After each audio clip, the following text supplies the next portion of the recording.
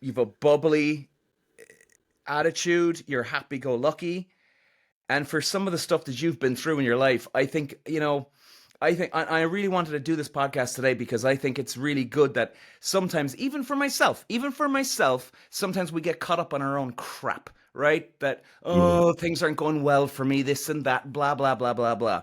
But someone like you, man, I'm almost tearing up. Actually, God, I can't believe I'm doing this. Someone like you, it's Well, I have to say, Peter, thank you for that introduction. It's lovely.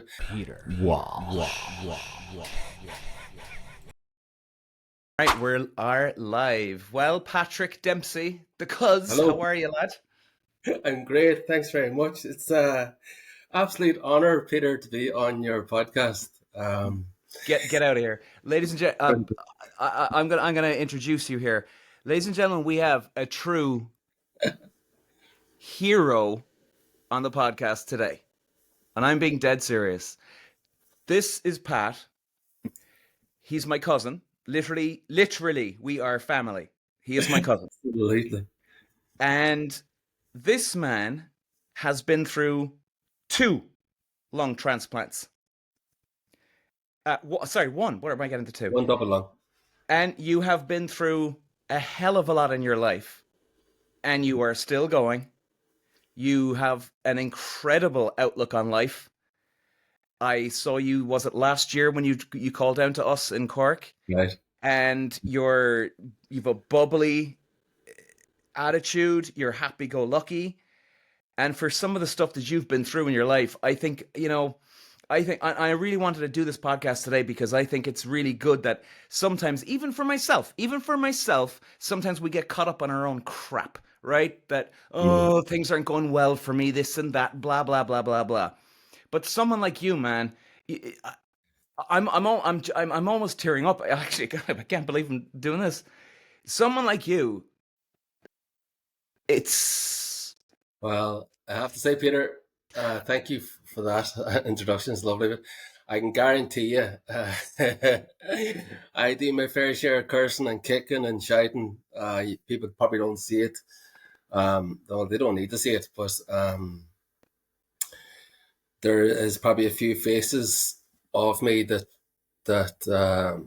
I kind of keep to myself, and the face I show out to family and friends in public then can be sometimes different. But that Yeah. is from experience of life. That how do I describe it? I do genuinely feel that I'm very fortunate. I know I've had life challenges for sure, but with each one of them, I've learned a lot that, what they've all taught me, Peter. And this is deep. This is we're going off. We're swimming the deep end straight away here. We are. Is that every experience I've had has taught me more to love myself, which is a really um, important thing for me to say. I have not always loved myself, even though you would have known me as a kid, the bubbly lad. But when it came down to the core of things, I didn't like who I was. Um, and through all these experiences has really taught me uh, to basically be the person you want to be. You have to love yourself first. You have to love who you are first.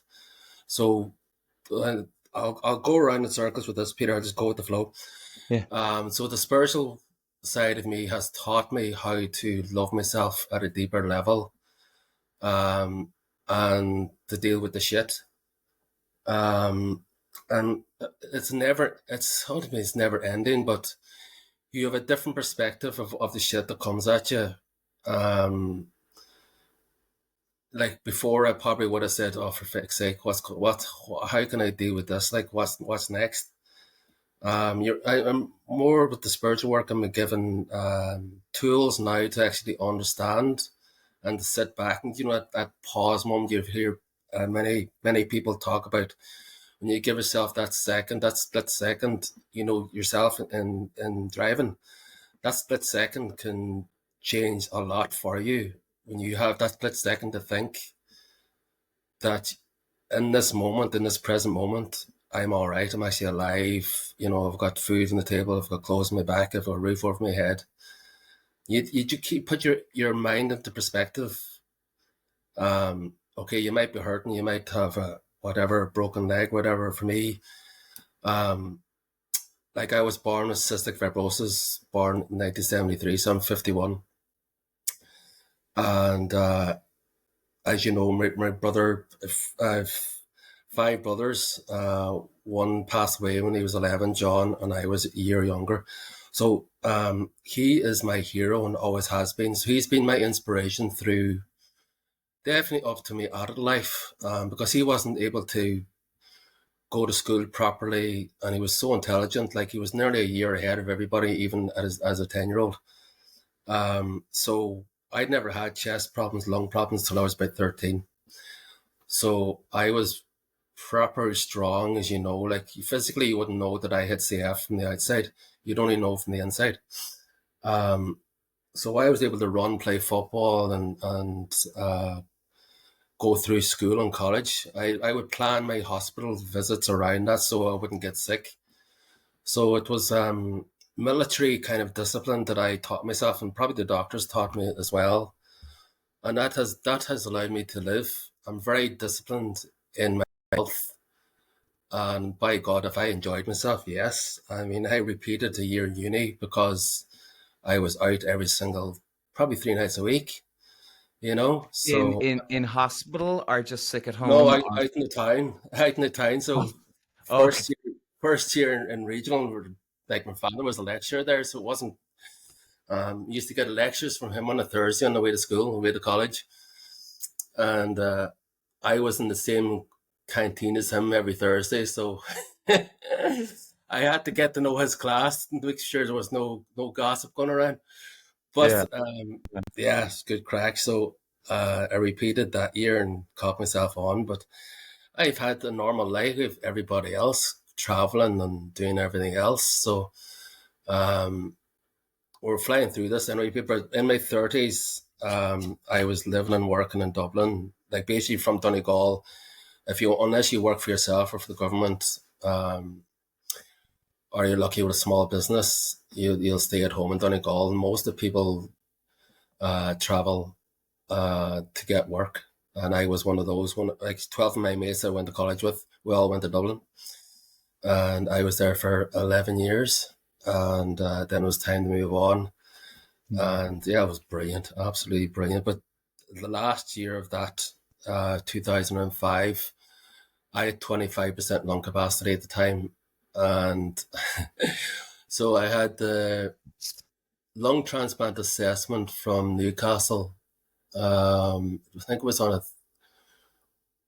a Monday or Tuesday, but I was out the weekend before that with my brother Brendan. We went to an Ireland match and we were out in the town. And then I was playing good boy with the doctors going through this assessment, and mum, mum, my mother was with me, I think, and I knew going into the hospital I wasn't signing on, but I didn't tell anybody. Like I says, look, Amanda's going out in the town, working full time, has got time on his hand. It doesn't need to be rushing in to get a transplant. Now, my body was sick enough for the transplant, and I was strong enough and well enough to survive a transplant because they're tough going. So this assessment assesses you mentally and physically, every way, emotionally. I mean, it's really it's a tough test, you know. But you're not alone. You're with three other people that need double lung transplants, or yeah. So they may not have CF, but they have some form of a condition that they need a transplant. And there was two girls and a fella. I think the fella was from Waterford, and the two girls from the UK, because I was in Newcastle in England, so we flew over from Dublin. So we did the tests together, but not the emotional test. They were done one on one.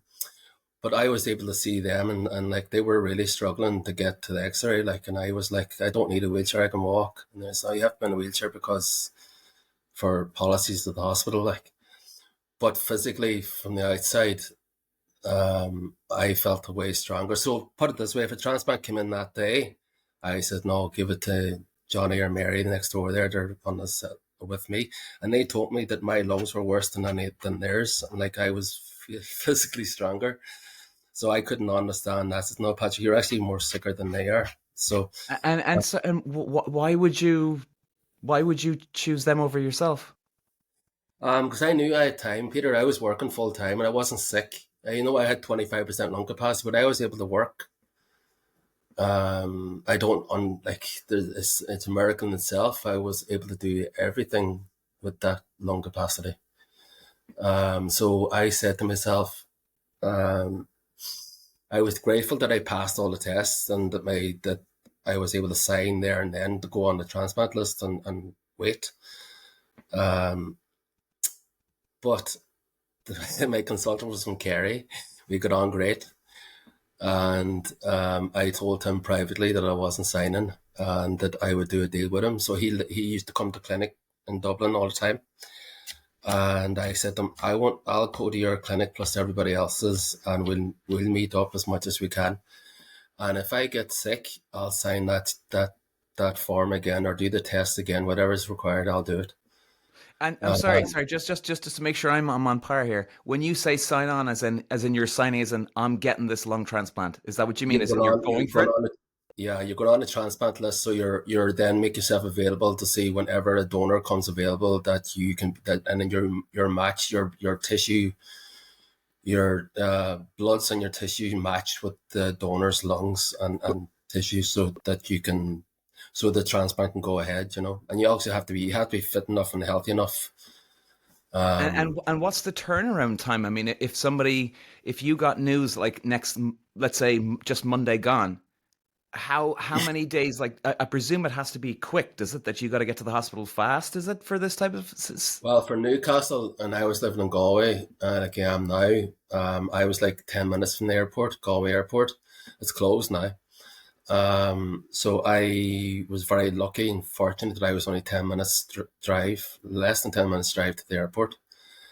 So Newcastle Hospital um, basically looked after me. They would organise the flight, a plane from Wales.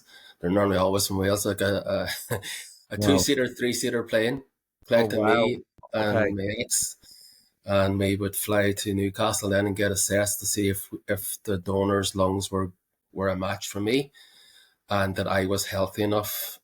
Um, so they're calls that are made by the transplant team in Newcastle, whether I get them or not. So I was 4 years on the waiting list when I went active. So I think I waited 2 or 3 years after my first assessment in 2005. I had my transplant in 2012. That's 7 years.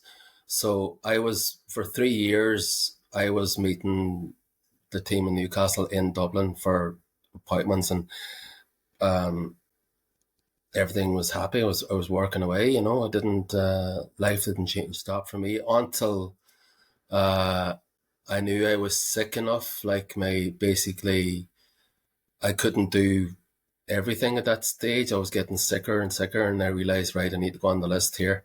And it was a no brainer when I went in and signed on the form. Like it was like my body told me it was time, and So little did as I. in, sorry, as in is it have to be within a week? You know, when if you get the word on a Monday, they say, okay, listen, Pat, we have news here. There's a possibility we have a match for you. Oh no. You need to get your ass over here now. Is it an emergency? Like you got to get here now, yesterday? Is Oh it?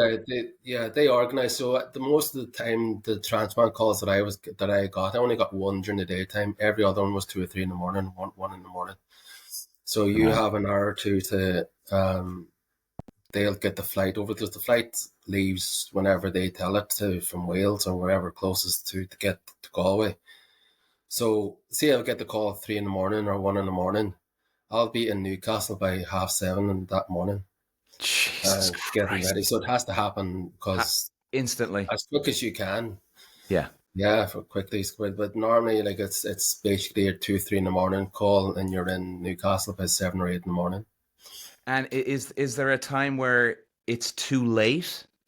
Like, as in, listen, Pat, like, listen, man, it's been 4 days. We're gonna have to put you on the list again. Is there Oh a no, shelf life for this?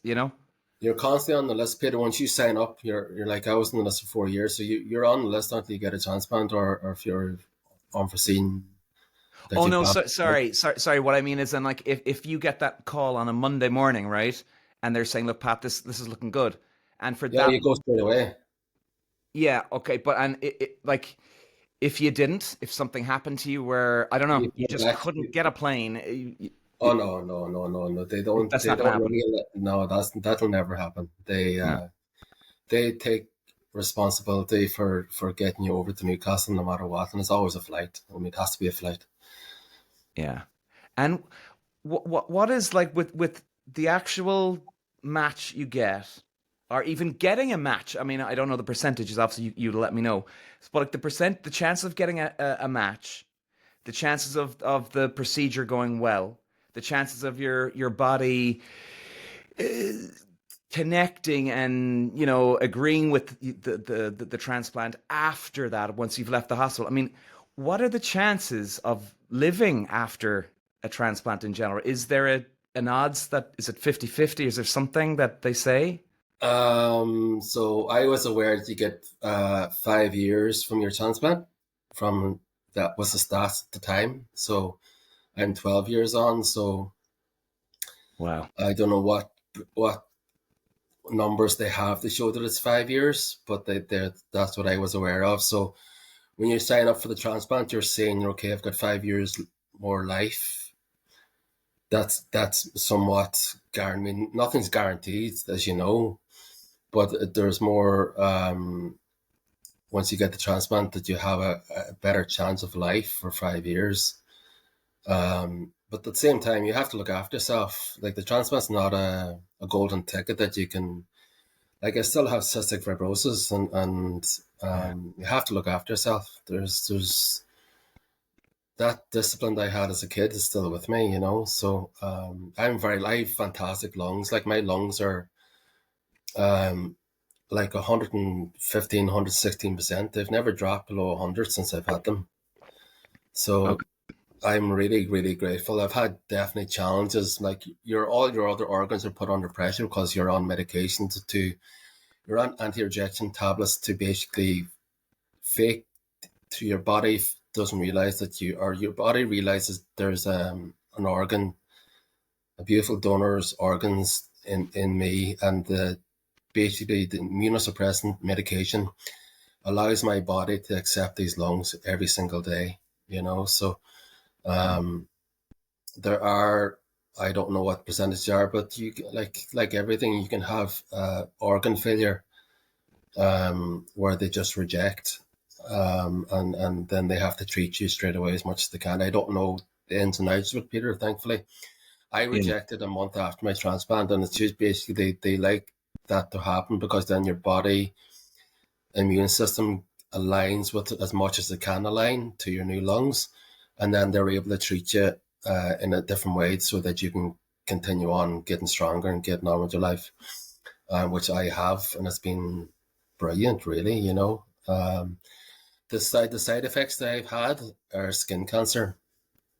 So I'm currently waiting to be going for surgery now at the beginning of December for surgery again. So I have skin cancer in the crown of my head.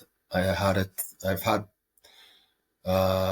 eight, four serious episodes, and not four that are just treated by cream and stuff like that. But four others that have had serious surgeries. So this one's again serious now on the beginning of December. So I'm getting ready for that, you know. So I'm very lucky that there's you have to put the positive spin on it, Peter, because it's skin cancer. It can be removed, Yeah.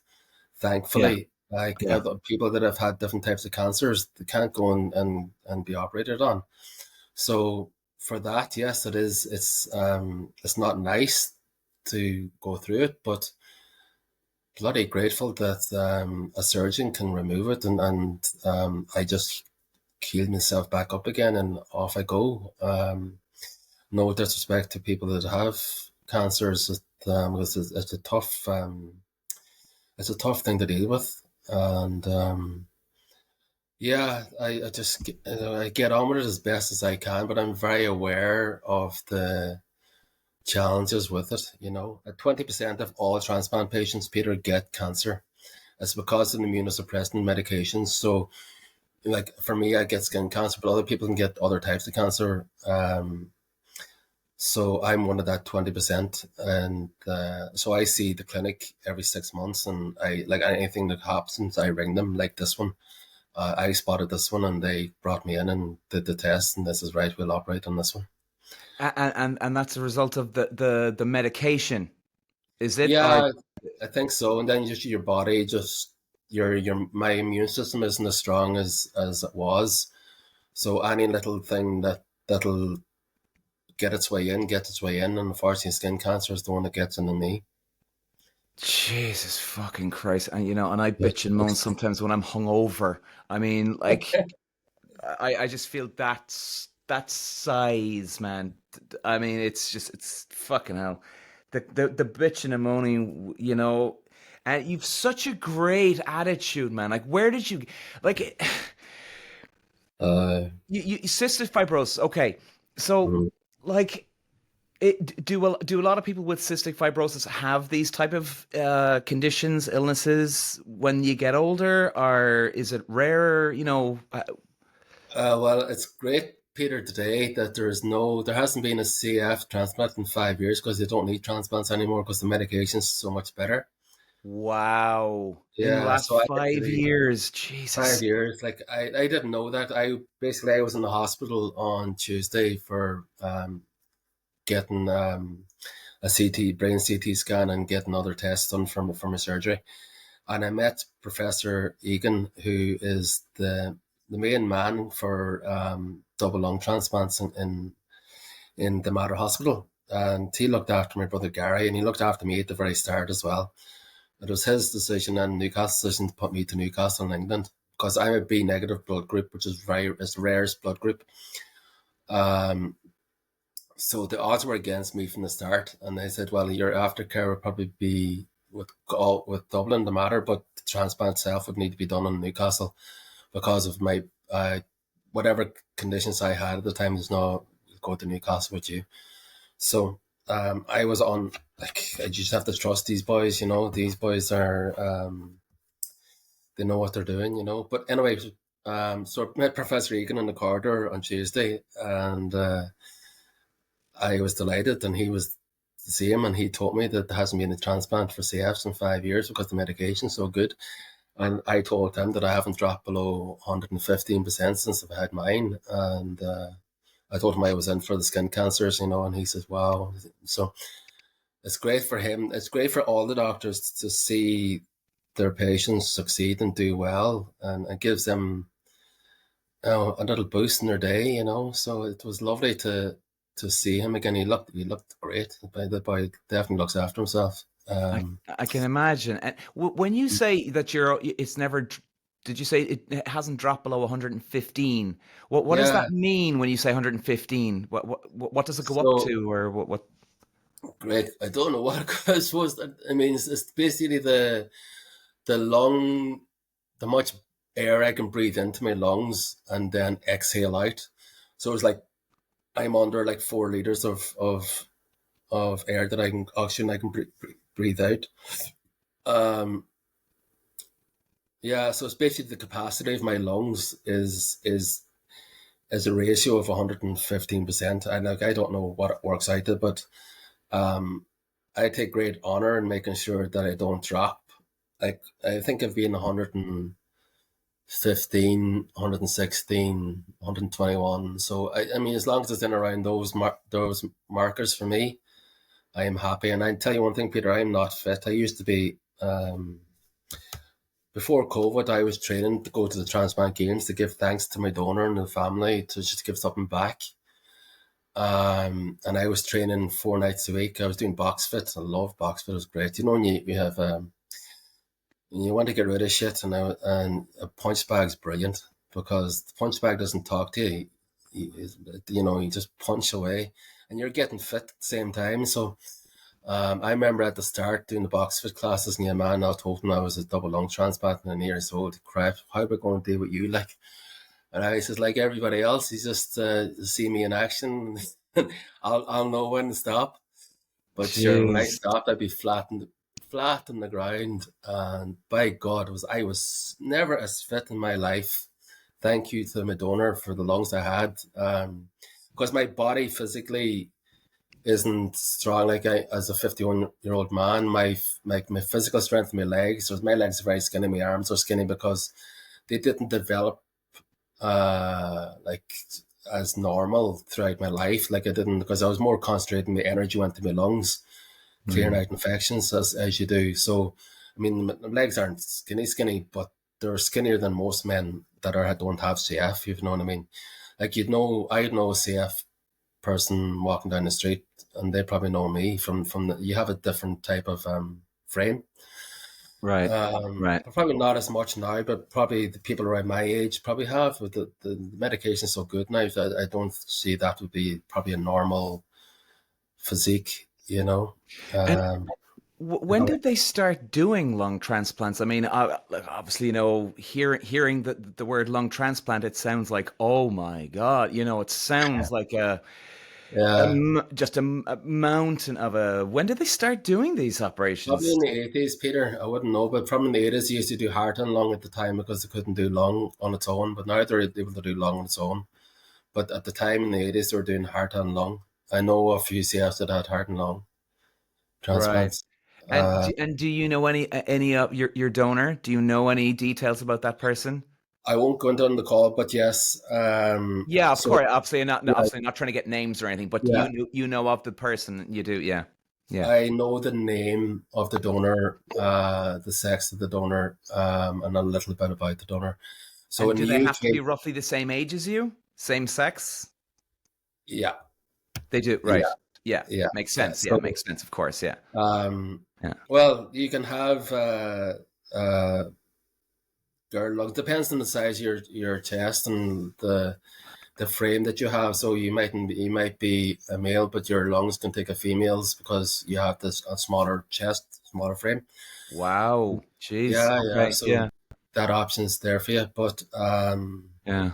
so in the UK, the laws are different. They're able to tell you the sex and the age and a little bit, just very briefly about your donor. Yeah. In the Ireland, Irish laws, you're not allowed. It's not. You're not to know. It's for Why is that? protection. You have to protect me. Um, so that's it's confidentiality and respect for your donor's family as well. So you don't go um, and they've lost somebody to save me. So you don't be turning up at their doorstep saying thanks. It's because it's something that has to be respected. And same for Yeah. me. You Yeah. don't want somebody coming in and watch me climb up a wall or climb up mountains as well. That's Yeah. Of because course. Of course. That makes a, sense. a donor that donates can save 7 or 8 people, not just me. And this amazing man saved 8 people on the day that I was transplanted, not just me. So there are many Jeez. organs that can be donated. So yeah, it's the donor cards are lifesaver. If he didn't have it, the donor card, I wouldn't be here. So Wow. And what's the procedure? Like, how long does the operation take? 8 hours. 8 hours. Wow. Yeah. And what's the recovery then for that? For me, it was 5 weeks because I had to fly back. So, but for Ireland, it's you're left home after 2 weeks. Wow. And Yeah, so and I, you recover more at home really because I mean you're by 2 weeks you're up and about, you're walking and life is great because you have new lungs and you're able to breathe. Like the pain's a different pain. Like um, I loved my recovery because every day my lungs were getting stronger and like of course you had pain from the surgery, but when you have pain that you can't breathe, it's a bloody different pain. So and you and and and then you wake up out of after an operation, and all of a sudden your whole life is different because you can breathe better. Is it like, or Your perspective's different in a way. yeah, yeah. Definitely, like it's an emotional thing to go through, and I'll never forget that somebody has passed away to save me. So at this time, I was kept seeing men of a certain age, and I just bawl out crying in the middle of a shop or whatever, because you get a sense that a man of his age has just saved me. And I was like 30. Oh, it's 12 years from now. And to do the maths on that one, Peter, I think it was 12 years 33, back, or going 12 forward? years back. I don't know what age was there in 12 years. So 12 years ago? What was that? 39. Oh yeah, okay, yeah, yeah. 39 when I had my transplant. So, yeah, so, and I have to say, compliment Schneider Electric as well. I was working for them at the time, and they really looked after me. Like, I was going into work with oxygen on, because mentally, I had to be mentally strong to keep going, keep busy, and that allowed me to live the best thing that I could do for my life, and still today, is to live a normal life like everybody else. And that's what's kept me going. You don't want to be, um, I don't want to stand out. I know people that meet me says, "Wow, you're something else. You definitely stand out in my book." But for me, I'm just wanting to be normal like everybody else. So you know, like John, my brother, passed away when he was 10, and I'll not forget it. Like, I was going into hospital and just going through emotions, and it was great as a kid. I was getting help, and I'll not forget it. There was one doctor that she was just absolutely lovely, and she was great for me. And still, like, I was 10, and I still remember the conversation. I went into her room, and we sat on her knee, and she was chatting away to me, and she asked me um, if I had like a lantern, or that these Aladdin lamps, what would you want? And all I said was happiness, you know. Um, Jesus Christ. Oh and my God. as a 10-year-old, and like, by God, I mean, it's deep now, Stephen, as a 51 to hear say the happiness. So um, that always, I think, uh, that has reminded me every time, just like, you try and find happiness in moments that are shit. If And you we can, we all Uh, should. We all should. Yeah. well, it's never easy. It's not easy, but um, yeah, it's just and like, I'm going to jump ahead here, I suppose. So the spiritual side of me, I was always kind of I don't know. I wouldn't say I was religious, even though I was an altar boy. I was an altar boy because the national school wanted to try and help me out, and maybe one or two of my mates, I really can't remember, were in the altars, and you basically get you get time out of school, and you get paid for doing these little things for the priest and stuff. So um and so I signed up for that because I seen the goodies that were being, like, you went on these a yearly trip to it was like Mosney, so it was like a big thing. Like, you don't see much of that in Donegal. So um yeah, so did Oh, you that. were you were one of the lucky ones. But we had one of these priests in our school, man. Oh my God, he couldn't keep his hands off us sometimes. Jesus Christ. Not like he didn't do anything, as in he didn't go Yeah, over the line, but like every time we were a quote bold boy in class, he'd come up yeah, and go, "Come here," and you're like, "Oh my God!" And he'd literally put us over our lap, and he'd literally just give us a spank on the bum, in front of everybody, and we're like, "Of course, we didn't have a clue," you know what I mean? Like, we didn't get that he was a bit, but yeah. he never went too far, thank God. But you're just like, why is he always putting us over our lap? Jesus.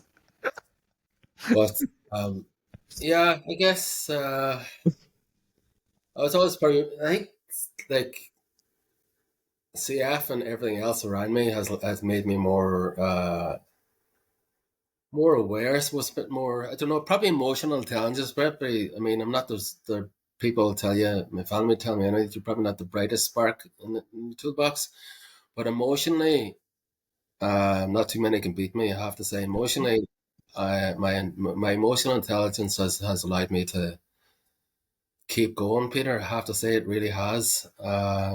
I think emotional intelligence trumps everything. I think Everything. you have to, yeah, it helps you get your shit together, you know. So Yeah. Yeah. um, I don't think if I didn't have that, I'd say I probably wouldn't be here because you have to be mentally strong to able to survive knockbacks in life, not just for the transplant, but life in general. So um, I guess we'll jump on to COVID time. So I was training for the transplant games, um, and then COVID came along and kicked that to the side. I still have that on my bucket list to do. Um, so I was going What are through. the transplant games exactly? Can you just, in case people are listening? So the transplant games are done. I think they're done every 2 years. Yeah.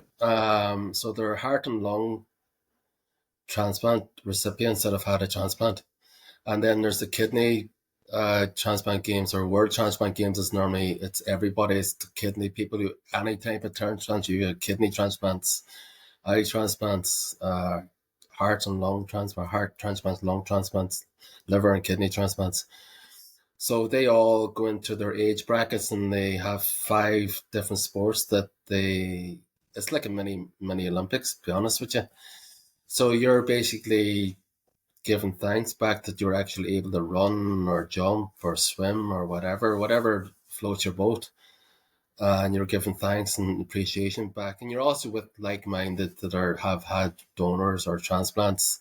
Yeah. And it's a community thing, you know. But um, I met them in Dublin when I was signing up to the transplant games. But um, I was training on my own and wanted to train on my own. And I says, look, I'll sign up for what? I was signing up for golf. I was a keen golfer. Mhm. I was signed up for 1,500 meters, 1,000 meters, mixed tennis, and I think there was some walking football. So I Right. said, this will be cool. It was like a week away. It was meant to be in Bilbao in Spain. And I said, this will be great. A week away having the crack, and then you're giving thanks to your donors. But so because of it meant an awful lot to me, I wanted to come home with a medal. Like I says, no, I says, you know what? I'm going in there not just to run down the street or run. I'm going here to kick ass, you know. So And I was I was training as hard as I could to be fit for it, you know. yeah, and what do you compete in? Obviously, you were doing the golf, but what else is there? 1,000 meter run, 1,500 meters, you know, like the athletics and Olympics. Hmm. Um, what else was I signed up for the golf, the running, like the 1,500 meters, the 1,000 meters. Um, and there was mixed tennis, the tennis there as well, singles and doubles. So I said I'll go into the mixed because singles you have to run a lot more. So I said I hadn't played tennis. I hadn't played tennis since probably played with you guys in Fountainstown. So Jeez, long time uh, ago.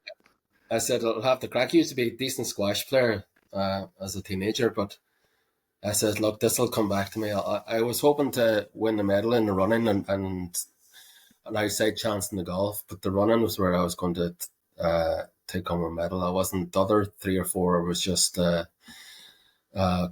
with the flow with them and just enjoy them, you know. But the first 1,000 meters and 1,500 meters, I was going in to give it absolutely everything. And sure, if you got well lucky in the tennis, the draws or the golf, then you take them on too. But they're Yeah. all on like you can be up against a really good tennis player or a really good golfer, and you're just like just enjoy the sunshine, you know, get on with it. But Jeez. um, so um, I was going through personal challenges in my marriage and that. Um, yeah. So in moving through COVID, I wasn't in a good place. Generally wasn't, and yeah, I was. I think through COVID, and sure people will resonate with this. you're spending a lot more time on social media, Mm, and some of the stuff even today is social media isn't great for you, So um, I agree. going, Yeah, the mental yeah, health for people just in yeah, general of looking at social media is nuts, man. yeah. Nuts. So you have to be like I was aware of that, and yeah, it was tough going. It really was. It wasn't easy for my ex and the family either. Really wasn't. But um, I don't know how to explain it really.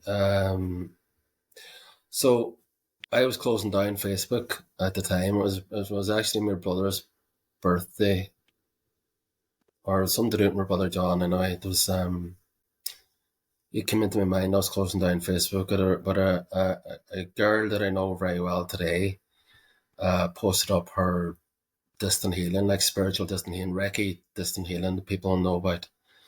I had no idea what it was, to be honest with you, but I knew the name. I knew she was from Letterkenny, and I said, I know that girl there. I knew her as a kid. And I reached out to her and I said, look, I have no idea what this is or what you do, but I'm interested in because I need some type of help or some type of healing. It was distant healing, so I didn't through COVID I couldn't move, so it was perfect to get some type of healing without having to move from your home. Um, and so I was renting at the time, and I was very open minded with this stuff. With going through your transplant, I was very grateful for new life, and I was more spiritual than anything. Probably after that, just grateful for everything.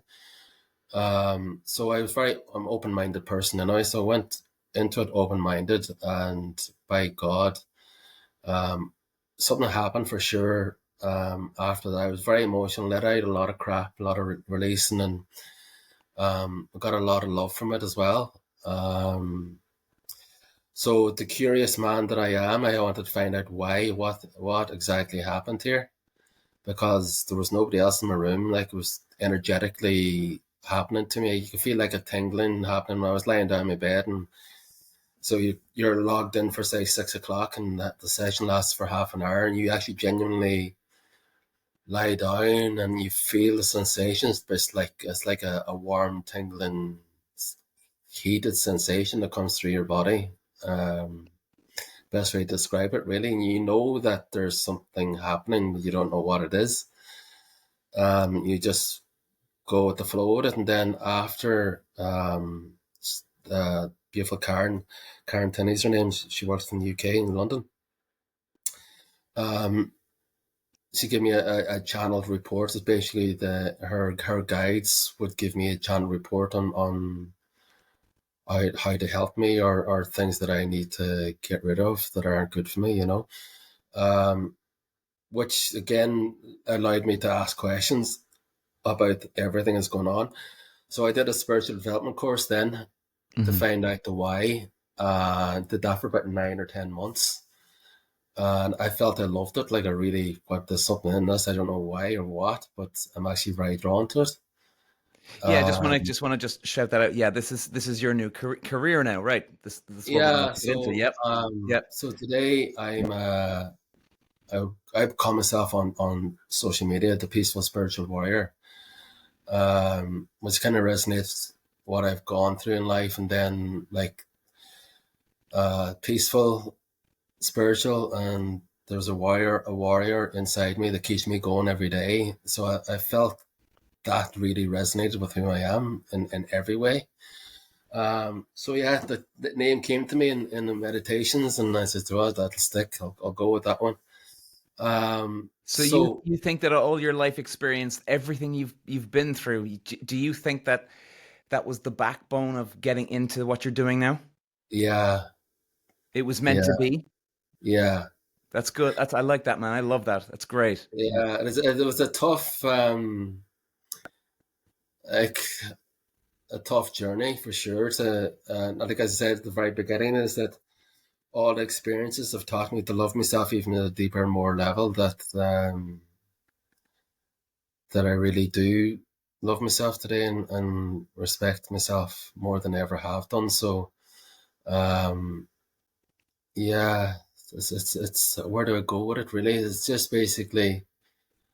So, of course, when you talk about spiritual, and then people will say here, oh, angels and God and archangels and so on, what you have, but it's really, yes, I know about them, and yes, I work with them, but at the same time, what I'm working with is energy, is how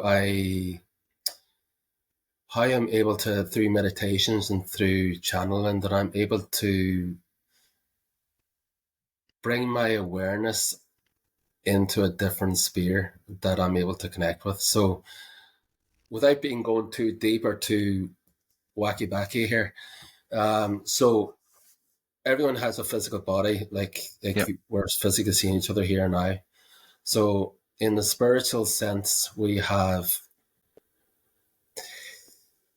and I'm going to say four bodies. That's what everybody talks about: four bodies and three minds. So you have your physical body, your emotional body, your spiritual body, your mental body, and then you have your subconscious, your conscious, and your higher self.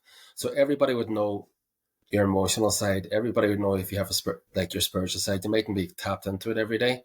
Everybody knows their mental side, and everybody knows their physical side. But they're just basically dissected, but put into different layers of energy. So I'm be more attuned into that, Peter. So I'm able to like to tap up for that. So I grind myself every morning outside. I go outside and bare feet in the grass, and I grind myself with basically grinding all my bodies and minds so that I'm feeling more balanced and wholesome in all my bodies, not just my physical body. Okay. So through probably the transplant. So I knew my physical body was in a lot of pain and a lot of trouble, like really tough going. And mentally and emotionally, I was able to accept a level of pain that I could handle. And believe it or not, he's actually in my hallway here. I was really inspired by Muhammad Ali, and not because he was boxing. I had no time for boxing really, but I was inspired by his attitude, his mental Yep. kick-ass attitude. Yep. Like he was the best in the world at mental strength for me. So I used to read his poetry, I read his books and read up. And so he inspired me to keep going every day. And mentally, I found a strength in him that I could bring into my life to say, um, let's keep going here, let's keep going, let's keep fighting and keep doing it.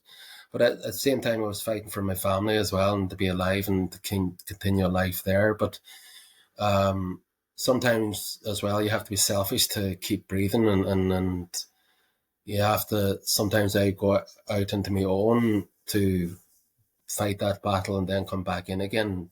You know How, what I mean? how do you mean selfish? Um, so if I was dealt with a blow from my lungs or whatever, I would have to take time to digest what's been said to me. Um, and then I would basically go within myself. This is before I went on the spiritual side. I would go in myself, basically go very quiet myself and try and sort out this shit myself. Like how do I deal with this now? How do I get back up onto the bike again and cycle my 3 minutes in the bike to keep my legs strong enough so I can recover better of my lungs to keep a certain percentage that I can actually live a day and another day longer, Hmm. um, and not to give up. So I didn't want anybody to tell me, Patrick, you need to write down this list or need to do this. I said, no, get lost. I'll find a way myself, along with their support, of course. But I Yeah. needed to find a way myself. And other CFs will know this, or other people that have had through battles. You have to find an inner strength yourself to want to fight and find a way fight to fight. And there's many ways to peel, what you call it, um, peel an onion. There's many layers, so you have to find a way that works for you. And believe it or not, after my transplant in ICU, you won't believe it. Looked out my window and across in another building, I could see a picture of Muhammad Ali poster on a window, and my room was directly across from this room, and I couldn't believe it. I says, "Oh my God!" Jesus And Christ. it was mad. So there's method and madness, isn't there? It's I, mental strength, you know. I believe in things like that too. Yeah. That would So have got me now. Yeah. yeah. So I guess from the healing that I had initially, I was very emotional from it, and a lot. I released a lot of crap, but obviously a lot more to get rid of or to change my life. I started basically getting into it, and so I'm a Rahani practitioner and teacher. So I'll talk a little about this, and then I'll go back. Yep. So Rahani Celestial Healing, for those that may or may not know, it's the fifth dimensional healing modality of balance. So it basically brings in love, truth, and compassion into all areas of your life. And I'm attuned to that. You have your angels, your archangels, and your ascended masters. And they, so back in 2022, um, I was looking to basically sort out my heart and like get some love, more love back into my life, you know. And a girl, again, another girl I know very well today, advertised this Rouhani Celestial Healing. I had no idea what it was. All I knew it was for your heart and healing for your heart. And that's all I needed to know.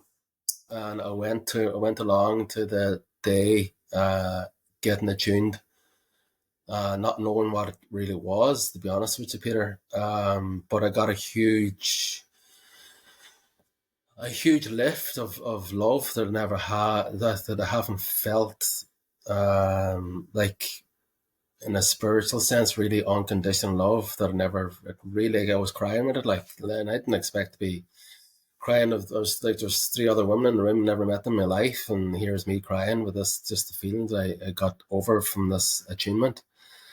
Is And it like a very, very deep form of spiritual meditation? Would that be a good word yeah, way of explaining that'd it? be probably, yeah, it would be. It's more like, as I said, like it's like an energy thing that, An energy, yeah. yeah, that you're able to feel. But you absolutely, meditation can, it kind of develops your awareness that you can go into a different state of mind, and that state of mind is then another energetic way of going into your heart and soul. Because, well, we'll talk about spiritual thing here. So Hmm. you're a soul having a human experience, so you're more than your physical body. um and the reason I kind of resonate with that, Peter, is because through my mental and emotional strength, if I didn't believe in some way, deep down my soul believed in that, I don't think I would have the mental or emotional strength to go through what I have gone through, you know. Um, yeah, I know it's, I'm right there too. I believe in you're more yeah, than just a body. I mean, I yeah. So definitely like believe there's a lot more out there. Wait, definitely. yeah, I think he just gets stuck in the physical sense of things, and of course you have to live, and you have to pay your bills, and you have to get food on the table. 100%, Hmm. absolute 100%. Um, but I guess when I was going to die, and like my brothers passed in heaven, and I'm sure you know people passed as well. You Mhm. get a sense that they're around you at times, you know. And I know if John was around me at important times in my life, I would feel him around me. So even as a child, I knew John wasn't, like, there was something, he was there, you know. So I always knew that there was more to life than just the physical, you know. So this spiritual life that I am in now has allowed me an understanding that, um, have no fear, you know. I mean, I didn't, Yeah. when I was dying, I had no fear of dying as such, and I certainly don't today. Um, of dying. I know going through skin cancer and stuff like that, but it's just another journey, you know. That's the way I see it. But so through the Rahani, I'm very blessed with it, and I basically try and, like, I'm in a group here in Galway. and I'm very grateful for the group. So all the Rouhani teachers and practitioners get together every month, and we do Rouhani healing with each other or share basically spiritual stuff, have a chat.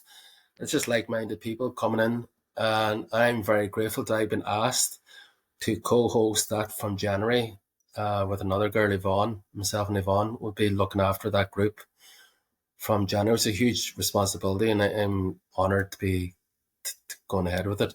And then this weekend, I'm going to London to teach, to attune three lovely people in Rouhani to allow them to Sorry, what bring do you call Rouhani it? forward. Sorry, sorry, You're attuning people to the energy of Rouhani. tuning. Okay, yeah, Attuning, yeah, yeah. yeah.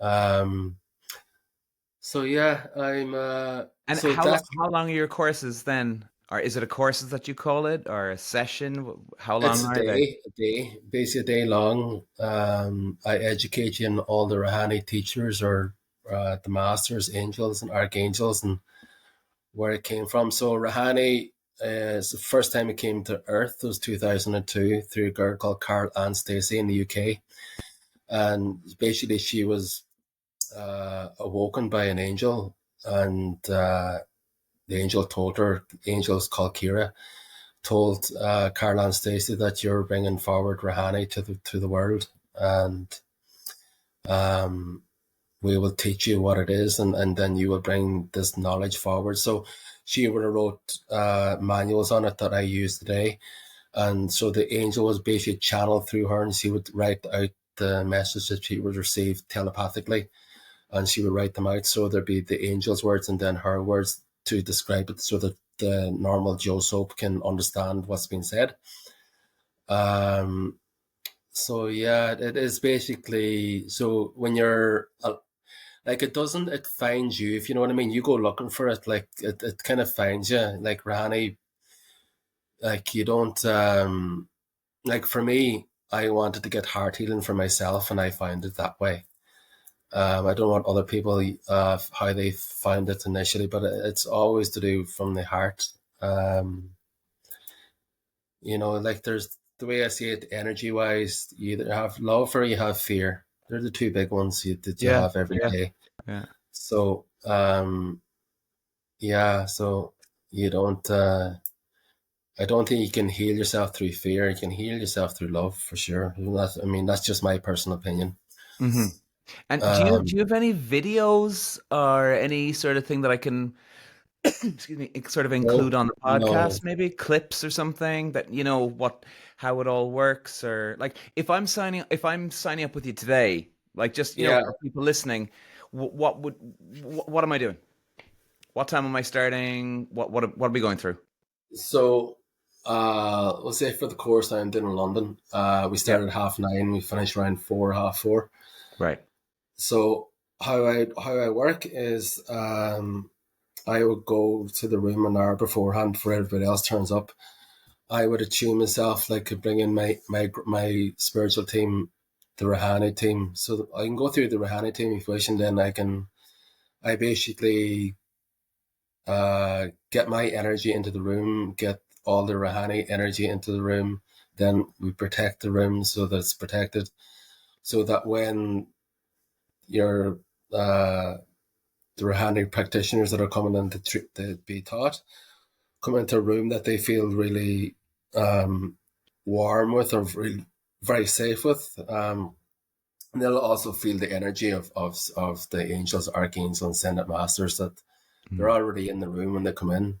So that is already there, and you're aligned to it. So then I have a manual that I talk through and explain who. Um, Everyone knows who Archangel Michael is, the angel of protection and guidance. So Archangel Raphael, is the angel for healing. And you have Kuan Yin, people may know from here, is the ascended master for compassion and love. And then you have Mother Mary, Dr. Lorphan. People might not know who Dr. Lorphan is. So Dr. Lorphan is basically like, I describe Dr. Lorphan now. He's like a spiritual psychic doctor. He's like, he works with the galactic healers. So anyone who's in any spiritual healing modality, it can be Reiki, can be reflexology, can be Rahani. He brings all those energies together as one, and he helps you heal that. So his energy can flow through your body, through your physical body, all your bodies, your emotional body, whatever. And basically, uh, it's like the energy goes through from your head down to your toes. So you release through your feet and takes the energy that no longer serves you from your feet, and he fills you up with energy that's for you. So I talk about that and what these energies do and how they work with you. So with Rahani, you can work with children, you can work with obviously adults, you can work with plants, you can work with animals. So you can basically a Rahani healing session would last for me it's about 25 minutes, 30 minutes. Hmm. And that's basically bringing in Archangel Zadkiel at the start to basically clear out what no longer serves you. So it's like you don't put the good and stuff on top of the bad. You get rid of the bad, like the energy that no longer serves you first. So you have a clean vessel to fill up with all the beautiful love into you, so that you're able to um, be more, be more, I don't know, soulful or more aligned with who you really are. Because if you have More um, connected, I guess. Would yeah, you more just exactly. So you're kind of given a more love and compassion for yourself, yeah, and the truth of it is that you are loved, and compassion is you, so without going too wacky backy or soft on it. But so then that would work up to lunchtime, and then or before lunch, and I do the attunement. Then it's basically the Rahanity work through me, from the crown of my head down through my into my heart, and from my heart down into my arms and my feet and my hands. And then I would do the symbols of love, truth, and compassion into each person, and they feel this like an energy exchange or an energy attunement, like they feel the energy flowing to them. And like me, at the time when it happened to me in 2002, I was crying with it. Like it was really, it was a real deep love that I hadn't felt. I don't know, in this lifetime. That's not being selfish to other people that I have loved, but it was a deeper love that I hadn't experienced. Jesus Christ, Um, that's wonderful, yeah, man. so yeah, so and you get something from that is that there's something in it. So I want to, again, because I've had second chance of life. And I said, you know what, I'd like to share this with other people, and leave it have its own relationship with other people. Like that's 2002 and it's 2024, and this is my first time teaching people now this weekend. So it's been 2 years with me, and only really this year have I done a lot of healing for people. So up to then, it was really working with me solely on my own, and basically helping me out. So everybody's different with it.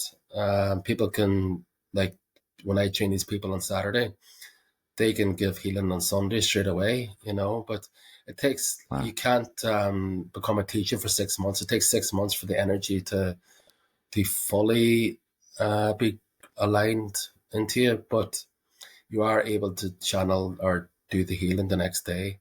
But at the end of the day, like, it's not my energy, it's the Rahani team's energy that flows through me. So like it doesn't tire me out, because their energy, how to describe it, flows through me and through my hands, and that's how it works really. So um, Cool. that's And do you have a website?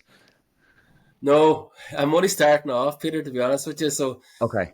um, I left I've been working in the corporate world for about 25 years, and I left the corporate world. So I was doing all this work at night time, like Right. educating myself with different teachers, spiritual teachers, and aligning myself to higher beings of light and energies that I wasn't aware of. And then I become more aware, more intuitive, a lot more intuitive for sure. And I knew the corporate world wasn't for me anymore. I mean, the money was fantastic, and I would love the money today. But I was never happy with it, and I was very grateful that I have the ability to able to adjust. I've done many different jobs. Mm-hmm. I'm able to adjust myself in it. So I was saving up all year. My brother Brendan lives in Australia, in Melbourne, and I wanted to go to Melbourne a few times, but because of skin cancers, I couldn't go. Because it would be too hot and dangerous for me to go. And um, I got probably last January to January 2023. I said, you know what, I'm going to go to Australia. Feck it. Like Brendan's there 16 years. I haven't been. I have the finances now to save up and go. And life's for living. Just have the experience, and I had gone through enough to know that I'll survive. It'll be all right. Did you hear that, Um, everybody? Did you hear what he just said? Life is for living. yeah. So Please I pay saved up. attention to this man. Yeah, I saved up, and I told my employer at the time that I was wanting to go to Australia, and it's time for me. I was a contractor, so uh, it's like pay as you go, So when you're gone, you're gone.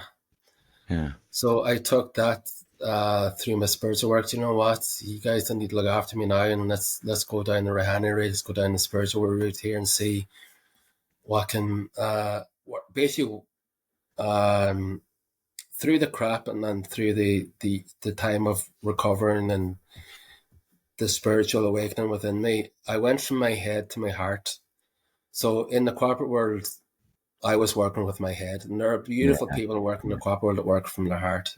There really is. I have no problem with the corporate world at all. Some people in spiritual may have, but there's some great people working in the corporate world that make great changes in the world.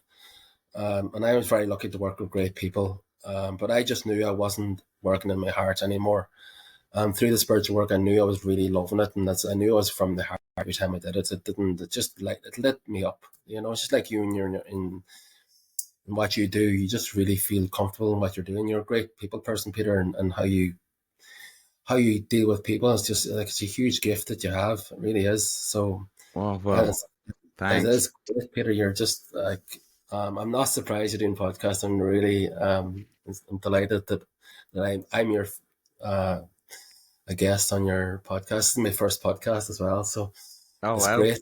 Well, you're Um, my first relative on my yeah, cool. I was about to ask that as well. So, podcast. so when I stayed up and left the job in October last year. I went to Australia in December and January. I was in Australia, and I came back, no job, and I said, I'd apply for work, go get part time work, and do the spiritual work on the other side to live a life. And every job I applied for, Peter, and many years of experience and quite qualified. I wasn't getting any interviews, still haven't got interviews today. So I'm not meant to be working in the corporate world anymore. I like when you're struggling financially, you lean back into what you know to survive and to put food on the table. And um, but it's hard to explain. Every time I needed something for something, in some way or another, I got that exact amount that I needed. It's just I don't know. It's just God or spirit or source. People not always into God, but into source, into energy, into enlightenment or whatever. There was something there looking after me as it looked after me throughout my life to keep me alive. So tap into that, and today I'm getting myself set up in a way, just going with the flow with it, and I do every Wednesday here in Galway. I do treatments for people, and I do shamanic work as well. So shamanic work is more earthy, not rather than angels and anything like that. So it's more grounded into the earth, and you're giving thanks to the plants, the animals, and everything to do with Mother Earth. And I did that basically to ground myself, so there be a more structured balance in my spiritual life. And I absolutely love it. I have a drum, showing my drum. So I have videos I have the Facebook page, Peaceful Spiritual Warrior. I have a YouTube page of the same. So you can see videos in there. Actually, Peter, you're asking about videos. So Great, great. there's three videos on my YouTube channel that I do shamanic journeys. So it's basically like shamanic journeys, like a meditation. Yeah, So you go into a meditative, I drum, and you go into a meditative state through the drum. yeah, And I bring you then to, so like there's a lower world, the middle world is where we are today, and then the higher world is where all the angels and archangels and your people in spirit are. And then the lower world, you have your power animals and your guides, your shamanic guides to help you. So did a shamanic practitioner course with Martin Duffy in Dundee, Shamanism Ireland, last October. For 6 months, I trained with Martin and Annette and 35 other practitioners as well. So again, it's like you go through your understanding of what shamanism is and healings of it. So for me, what do you call shamanism? I'm sure there'll be a person on here who'll be able to describe shamanism better than I can. But for me, it's basically my soul talking with Mother Earth and feeling the energy of Mother Earth going through me and understanding that um, we're not alone. Like the everything is energy. Like the trees, the plants, the animals, they're all energy as well. mm. So it's like everyone has pets. There's certain dogs and cats that they may not be your cat or dog that actually come and that like you. You might be going walking through the town or the forest or whatever you're walking to. Next minute, this dog comes over and wants to have time with you. That's Mm. because they like the energy that you have. Then you get other dogs and cats that want nothing to do with you. And like they just want their own space sometimes, or they just don't resonate with your energy. So it's just like in life, what you put out, you get back. So Makes what, sense. Makes sense. yeah. So whatever energy you put out, you ended up attracting the same type of energy back. So if you're going to be, I don't know, happy if you're grumpy one morning, you're going to get grumpy episodes throughout that morning until you switch and you say, right, Yeah. enough of this crap. Put on a happy song, whatever song that puts you in a good mood, and then it's not as easy as that. But I'm trying to make it simple. I know it's not as easy because a lot of people have mental health challenges, and I totally respect that.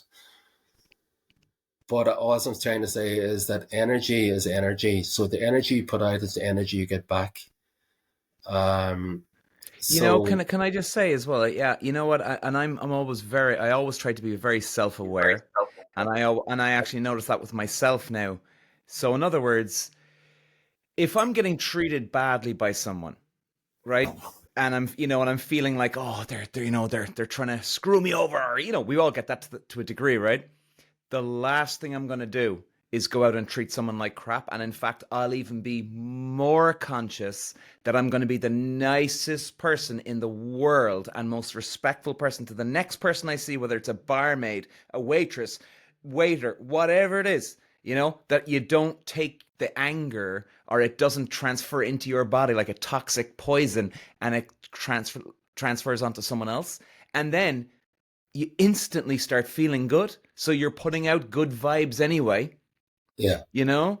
yeah, It's amazing. It's amazing how quick you can start to come back from that, and obviously with the spiritual side of things, and maybe that is spiritual what I'm talking about. I don't know. yeah. It's exactly. It's like um, yeah. It's like you can put labels on things like religion or spirituality, but it's like basically how you deal with your own life in ways that, like, the best way to describe it is just energy. So and it's not easy. Genuinely, it's not easy. Like you can have things where um the crap happens to you and you say, what, why me, sort of thing. And Hmm. um of course I lie myself, by God, I mean, I was cursing like mad yesterday. Like, my God, I was not happy with crap. And um so I was just going through a tough morning, and I went then into I was going somewhere in my car, and and then I got people that were just irritating me in the road, and I said, what is going on? And then I realized, I says, you know what? Um, I'm having a crappy morning. They're having a crappy morning. This is like the crappy lane. So I said to myself, right, put on some music here and give yourself some perspective. I genuinely know there's people who saying that's a load of rubbish. And it's because I'm at more an awareness of my energy and my moods that I can do my best, and it's not always easy to able to switch and have that appreciation and think through that. You were talking about, Peter, someone treating you like crap, is to put up your boundaries so that next person can't do the same thing to you.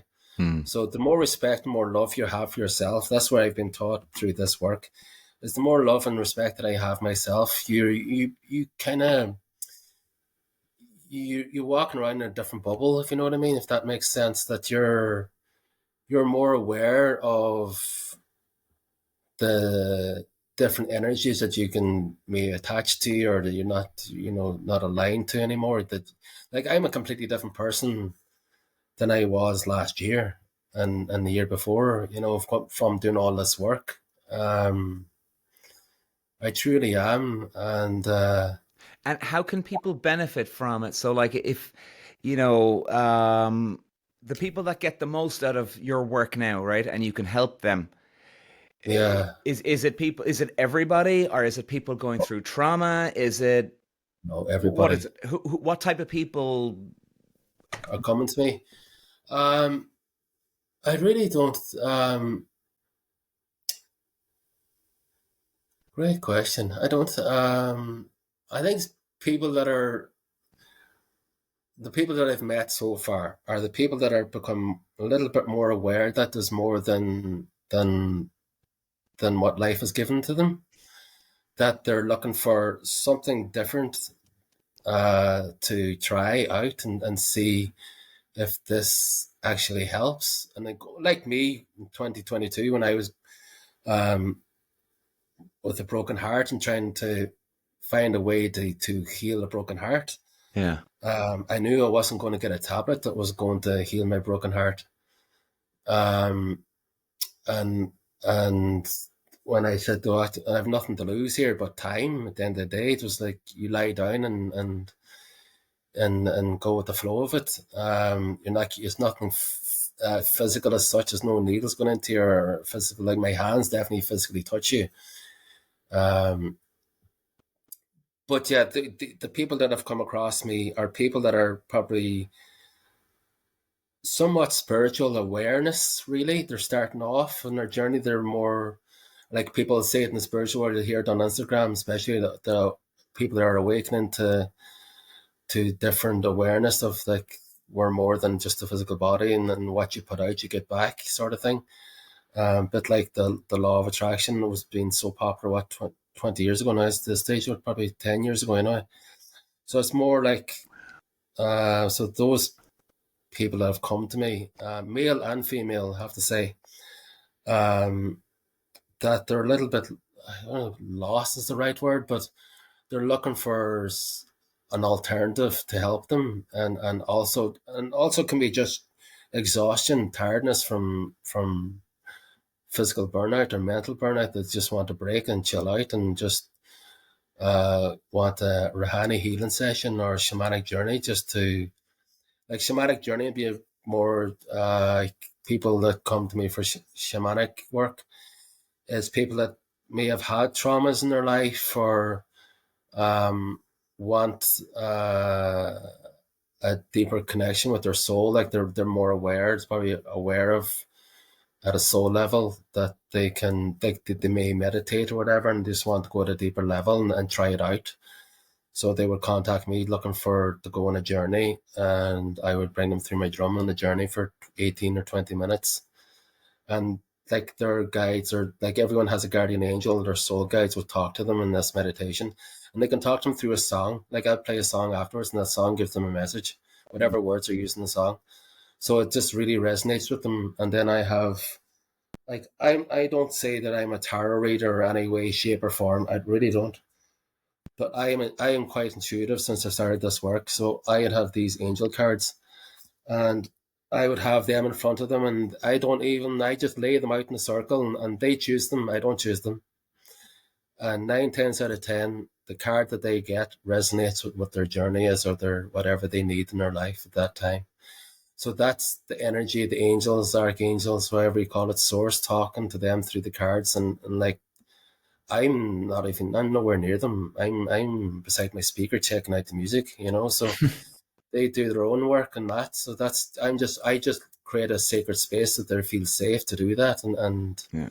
it's lovely. It really is nice to be able to do that and give something back. Um, so That's yeah, great. it's like, That's great, man. That's great. it's, Well, what I'm gonna do is I'm gonna put up your social media usernames. I'm gonna put that up on the links and stuff as well. So if yeah, anybody that's listening, it'll all be there in the description details. Okay. Um, and we're pretty much out of time, man. But I want to ask you one last thing, right? go for it. Out of everything you've been, I mean, I think people are getting an idea of what you've been through here, but is there any advice you could give anyone listening here that is struggling with, I don't know, a relationship, a lost loved one? They're going through something like you've gone through or are going through. Is there anything that you could advise them, help them to keep soldiering on like you have? Oh,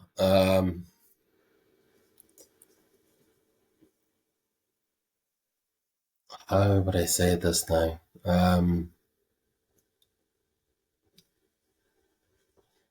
I'll try and keep it as simple as I can. Is to find what brings you joy in your life, whether it be music, soccer, whatever sport that brings joy in your life, and fill up that cup of joy. Fill up that you really. Um, I can only talk about my own experience to help other people. I suppose is to find ways to love yourself.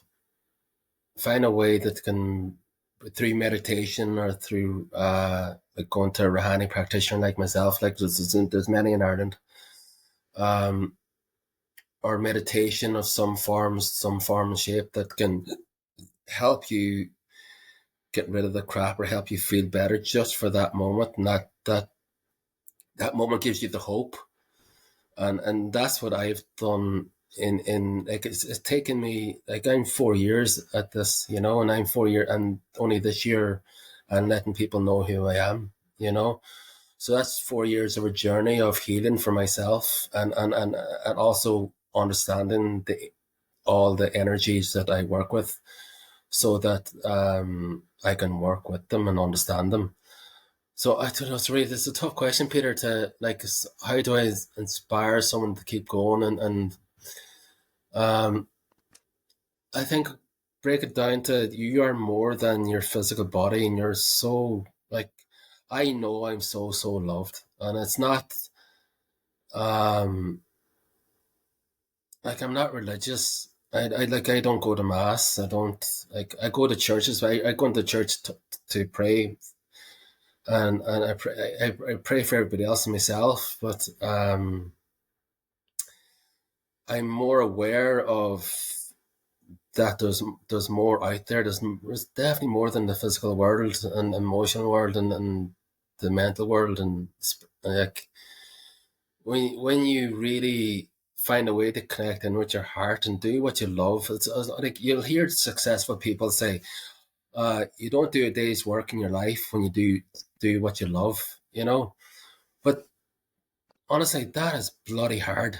It's really hard to find a job that can financially set you up for life till you work from your heart. Um, and you have to have trust. Just do what you do that makes you happy, and don't give up. Don't ever give up on that. That's the best thing. When I was a 10-year-old, find something that makes you happy and follow your happy line, no matter what. No matter what. Like, um, there's many a story of people, like, that have gone through hardships, that are they're world beaters in sport. You look at their life as a child, it was tough going, and they find a way of endurance or resilience to know that they could have a better life for themselves and a better life for their family, and they find a way. And the only way they find that is not it's through their heart, because they find something that they loved. Hmm. You know, like I don't know, it's really, I don't know if I'm answering this well at all, Peter. I think you've actually answered it perfectly. Yeah, I think Really. it's just really follow your heart is really the best thing. And I know there are days where absolutely shit. Um, but even in that moment, try and find something that can give you a break in that moment, whether it be meditation or music, or for me, like I do meditations every day. I listen to music every day. I go for walks. Not every day I go for a walk, but I go for walks. And I just put on, even as it's pissing rain outside, I put on a jacket and coat and walk. And I feel better for that walk, if you know what I mean. Yeah, yeah, yeah. And it's just really, I could try and do everything from my heart as much as I can. It's not always easy, and still today, like I'm like, of course I want everything to be better in my life, and we'll just keep going with it. And like I've definitely challenges in my life, health challenges today, and um life challenges, but I don't. It'll take a lot longer for me to get to lie down, or I don't lie down. I get up as if I'm going to work every morning, and get on with it. And um, there's always light at the end of the tunnel. It might be a long tunnel to get through it, but keep going, keep going. Whatever makes you work from your heart, no matter what. Um, be most amazing mother, most amazing father, most amazing brother or sister. Even with your animals, like, really, really love them. And that's, you get that love back, it's knowing you have a pet and you give love to that pet. You get that love back 10 times more. And even with your love family, like your family, um, you have a loving family and they give you love, you get love back. Not every family is loving, but, and I talk about family, you don't have to be biological family. You can have your soul family, your friends can be your family, so whatever makes you safe and happy, and helps you be yourself, just be yourself. That you are amazing, that you are loved, and you're bloody spectacular. I love Robin Williams. Like, um, that boy went through, like, only I said you wouldn't know what the struggles he went through, and all his movies are brilliant. Like, what he has said in life has really inspired me. So I try and live my and I try to be spectacular now and again. It's nice to kind of get on that buzz there and keep going. So all I can do is, guys, try not to give up, and do what follows your heart, whatever makes you follow your heart. I don't think you can't go wrong when you follow your heart. Really, it might take a long time. It could take till tomorrow. It could take a year. Like for me, it's 4 years, and I still battle on to keep going. Like, I have a thing in my mirror of what I say every day. And I'll say it with this, we'll end with this, is three things I say to myself. And it's not always easy to say it and look in the mirror and say, I love myself, I believe myself, and I trust myself. And you say those slowly, one by one, look in the mirror, and you don't always, there was times when I looked in the mirror, didn't like who I was looking at. And thankfully that today I do love who I am. I know my hair is a bit messy, but I'm actually not allowed to wash it because I have stitches in the back of my head. Mm. So I'm not allowed to wash my hair. I hate my hair not being. I'm going to be, actually, this is being shaved next week, so I'll have no hair. I'll be bald for Christmas. But Okay. yeah, so I have surgery booked for skin cancer to remove the skin cancer from the crown of my head. So they're taking most of my scalp off. And so I'll enjoy my scruffy hair. When you don't have hair, you don't mind if it's scruffy. And then when you don't have hair, you just get on with it, don't you? So it's been an absolute pleasure, Peter. I probably went around in circles on this podcast, to be honest. People may find it hard to follow me Not at all, with man. Not at all. with my I, but I think, yeah, that was a good way to leave it. I think it's a good way to leave it. yeah, thank you, Peter. It's Um, been an absolute honor. yeah. Listen, well, I'm gonna we'll turn off the podcast, but I'll just give you a quick call afterwards. Then I'll have a quick chat to you. All right? Beautiful, Peter. But Peter, ladies thank and you. gentlemen, my cousin, the hero, Pat Dempsey. Thanks for being on, man. Thank you, Peter, and thank you, everybody. Pleasure. Have a Cheers. good evening. Bye bye. Bye bye. Bye. Peter. Wow.